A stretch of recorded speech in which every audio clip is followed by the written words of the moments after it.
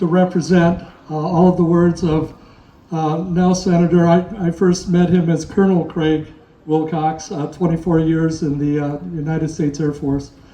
Thank you for your words. But as we could have a moment of silence as the wreath drops, and then we'll continue.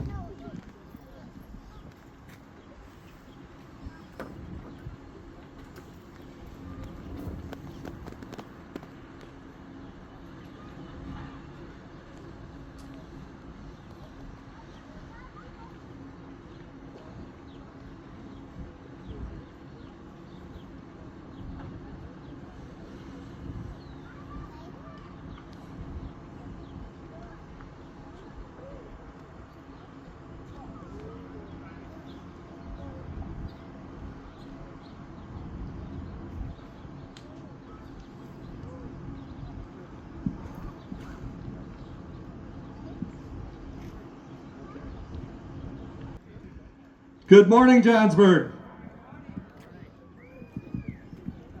This has been an interesting year. We've all lost several friends, family members over the past several years, but this year I lost a couple of really good friends, and it always brings back to memory.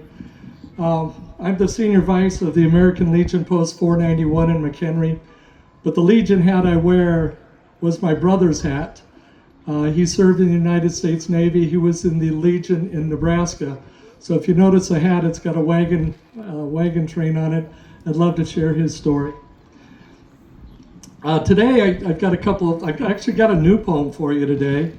I'll say it first, and then we'll close out with the Ragged Old Flag.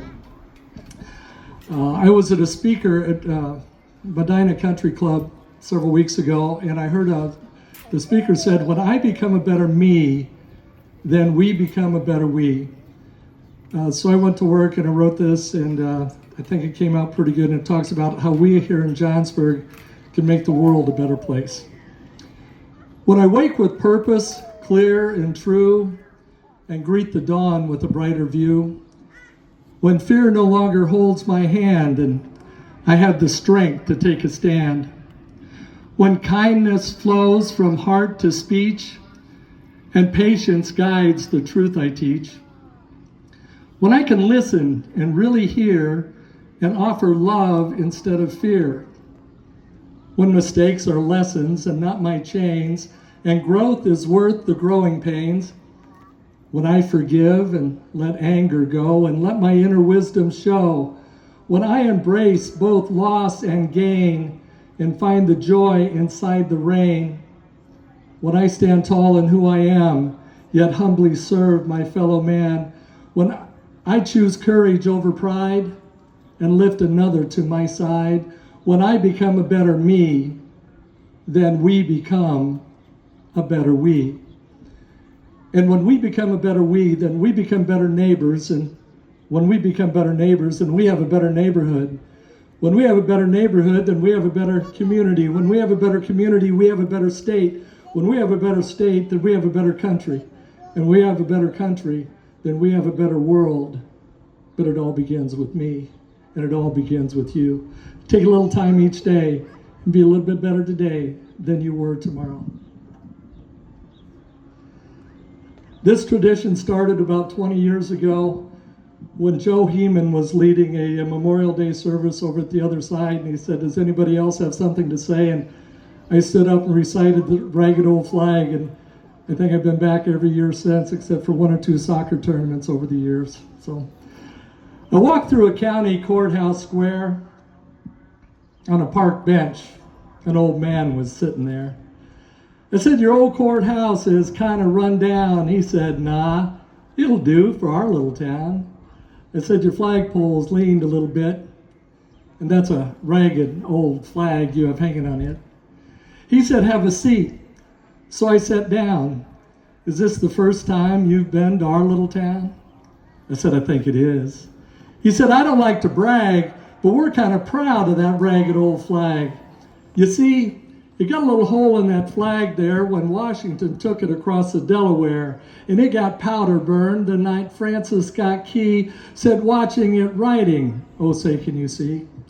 It got a bad rip down in New Orleans with Packingham and Jackson tugging at the seams, and she almost fell at the Alamo beside the Texas flag, but she waved on through. She got cut by a sword at Chancellorsville. She got cut again at Shiloh Hill. There was Robert E. Lee, Beauregard, and Bragg, and the south wind blew hard in that ragged old flag. Flanders Field in World War I, she got a big hole from a Bertha gun. She turned blood red in World War II. She hung limp and low before that was through. She was in Korea, in Vietnam. She went where she was sent by her Uncle Sam. She waved over our ships upon the briny foam, and now they've about quit waving her back here at home. In her own good land, she's been abused, she's been burned, dishonored, denied, and refused, and the government for which she stands is scandalized throughout the land. She's getting threadbare and wearing thin, but she's in good shape for the shape she's in, because she's been through the fire before, and I believe she can take a whole lot more, so we raise her up every morning, take her down every night. We don't let her touch the ground, and we fold her up right. On second thought, I do like to brag, because I'm mighty proud of that ragged old flag. And that's why I choose to pledge my allegiance to that flag of these United States of America and to the republic for which it stands, one nation under God, indivisible, with liberty and justice for all. For every human being who set foot on the soil of the United States of America, that flag represents liberty and justice for all. But more than that, it represents